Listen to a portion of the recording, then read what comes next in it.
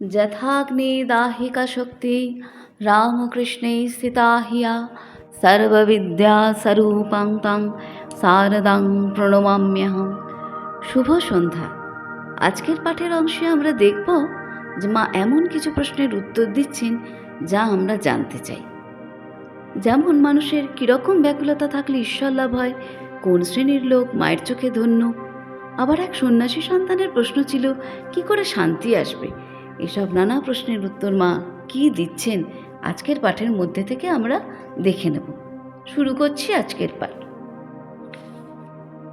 মা রাস্তার ধারের বারান্দায় গিয়ে হাসতে হাসতে ডাকছেন, ও মেয়ে, ও মেয়ে, একবার এদিকে এসো, শিগগির এসো। আমি কাছে যেতেই বলছেন, দেখো দেখো, ওই বেশ্যাবাড়ির সামনে জানলার ধারে একটা লোক একবার এ জানলা একবার ও জানলা করে মরছে, ঢুকতে পারছে না। দেখো কি মোহ, কি প্রবৃত্তি, ভেতর থেকে ওই গানের শব্দ আসছে আর ও ঢুকতে পারছে না। আহা, মোলগো ছটফটিয়ে। মা এমনি করে কথাগুলি বলছেন যে হাসি আর চাপতে পারলুম না। তখন মাও হাসেন, আমিও হাসি। হাসতে হাসতে দুজনে ঘরে ঢুকলুম। আমি বললাম, আহা, ভগবানের জন্য যদি ওই ছটপটানোটুকু হয়।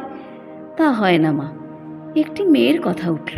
মা বললেন, কি মোহ হয়েছে মা ওর স্বামীর জন্য। খেয়ে শুয়ে সুস্থির নেই, খেতে খেতে উঠে গিয়ে দেখে আসে দিনরাত ঘরে বন্দি করে নিয়ে বসে আছে।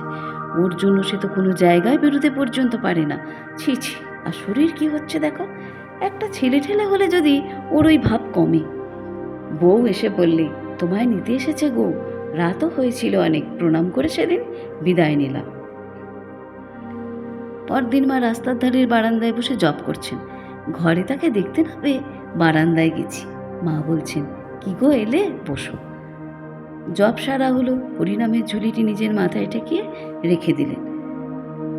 মায়ের বাড়ির সামনে তখন মাঠ ছিল, আর পশ্চিম ধারে খোলার ঘরে যে কতগুলো দরিদ্র ভাড়াটে লোক ছিল, এইবার তাদের লক্ষ্য করে মা বললেন, এই দেখো, সারাদিন খেটে খুটে এসে এখন সব নিশ্চিন্ত হয়ে বসেছে গো, দিন আর তোরাই ধন্য। যীশু খ্রিস্টের মুখ দিয়ে একদিন ওই কথা বেরিয়েছিল, বাইবেলে পড়েছিলুম বলে মনে পড়ছে। আজ মায়ের মুখেও সেই কথা শুনলাম। একটু পরে মা বললেন, চলো ঘরে যাই। বউ নিচে বিছানা করে রেখেছিল, এসে শুলেন। সকালেই লক্ষণকে দিয়ে পাউডার পাঠিয়ে দিয়েছিলুম। মা বলছেন, ওগো, তোমার দেওয়া পাউডার মেখেছিলুম, তাই তো এই দেখো ঘামাচিগুলো মিলিয়ে মজে এসেছে। এইখানটায় বড্ড হয়েছে, দাও তো মাখিয়ে, চুলকানিটাও যেন একটু কমে এসছে। শরতের বড় ঘামাচি উঠেছে, আহা, তাকেও কেউ এইটি মাখিয়ে দেয়। এই অংশে আমরা একটা জিনিস দেখছি যে জীবিকা নির্বাহের জন্য উদয় অস্ত খেটে চলা এই যে মানুষগুলো, তারাই মায়ের চোখে ধন্য বলে প্রতিভাত হয়েছে। এরপর আমি বললাম, ও বাবা, তাকে এই কথা কে বলতে যাবে মা? ও জিনিসটা যে শৌখিন লোকেরাই ব্যবহার করে থাকে। শুনে মা হাসতে লাগলেন। মায়ের হাঁটুর বাদ বড্ড বেড়েছে। কাল জনৈক ভক্তের দুটি ছেলে ইলেকট্রিক ব্যাটারি লাগিয়েছিল, তাতে একটু কমেছে। আজও সেই দুটি ছেলে এসেছে।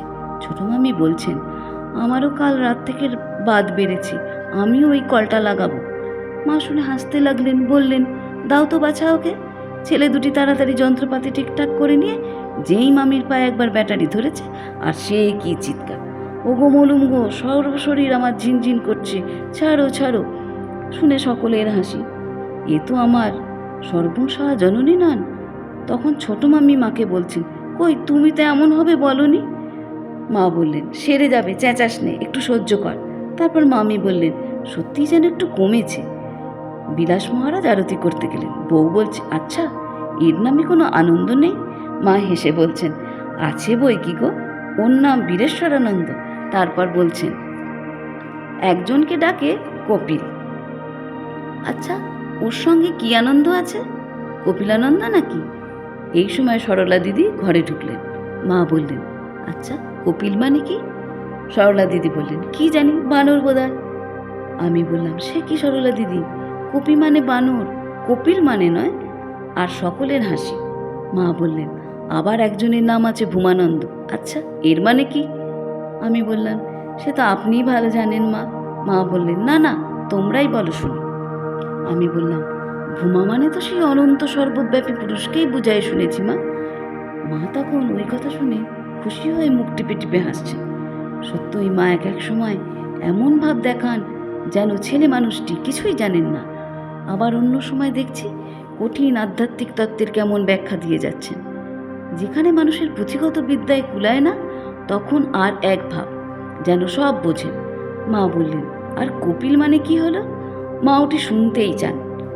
আমি বললাম, কি জানি মা, কপিল নামে তো এক সাংখ্য দর্শন প্রণেতা মুনি ছিলেন, আবার কপিল রঙও আছে।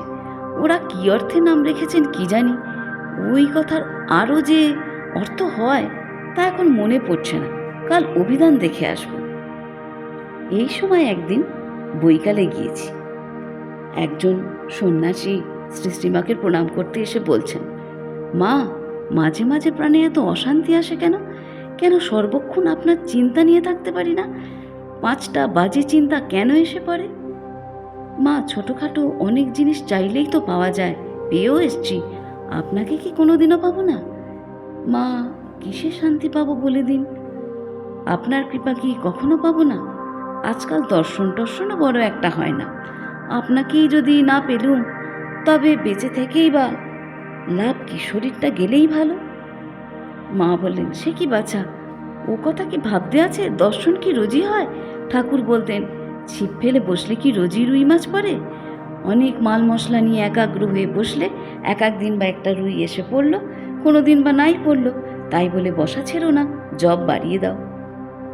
যোগিন মা বলছেন, হ্যাঁ, নাম ব্রহ্ম, প্রথম প্রথম মন একাগ্র না হলেও হবে নিশ্চয়। সন্ন্যাসী জিজ্ঞাসা করলেন, কত সংখ্যা জপ করবো আপনি বলে দিন মা, তবে যদি মনে একাগ্রতা আসে। মা বললেন, আচ্ছা, রোজ 10,000 করে জপ করবে, 10,000, 20,000, যা পারো।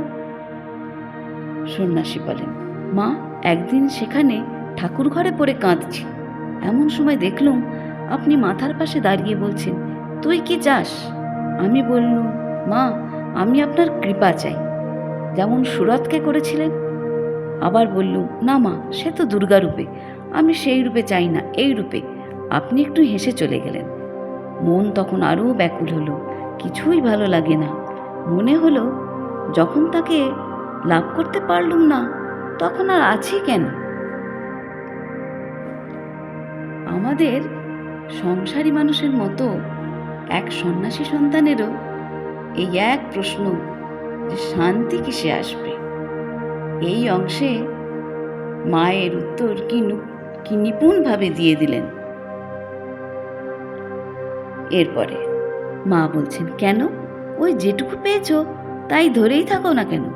মনে ভাববে আর কেউ না থাক, আমার একজন মা আছে। ঠাকুর যে বলে গেছেন এখানকার সকলকে তিনি শেষ দিনে দেখা দেবেনই, দেখা দিয়ে সঙ্গে নিয়ে যাবেন। সন্ন্যাসী বললেন, যেখানে ছিলেন তিনি খুব ভক্ত গৃহস্থ, তার স্ত্রী এক বড় লোকের কন্যা, খুব খরচ করেন। মাছ খাবার জন্য আমাকে বড় অনুরোধ করেন, আমি খাই না। মা বলছেন, মাছ খাবে? খাবার ভেতর কি আছে? মাছ খেলে মাথা ঠান্ডা থাকে, তাকে বেশি বাজে খরচ করতে বারণ করবে। ভক্ত গৃহস্থের টাকা থাকলে সাধুদের কত উপকারে লাগে, তাদের টাকাতেই তো সাধুরা বর্ষাকালে এক স্থানে বসে চাতুর্মাস্য করতে পারে। তখন তো সাধুদের ভ্রমণ করে ভিক্ষা করার সুবিধা হয় না। সাধুটি প্রণাম করে নিচে চলে গেলেন। আজকের পাঠ এখানেই সমাপ্ত হল।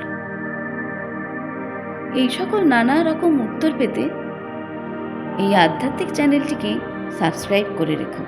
ভালো লাগলে লাইক এবং কমেন্ট করো, অন্যান্য ভক্তদের সাথে শেয়ারও করো। মায়ের অশেষ কৃপায় সবার ভালো হোক।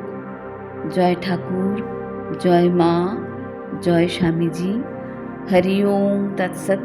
শ্রীরামকৃষ্ণার্পণমস্তু।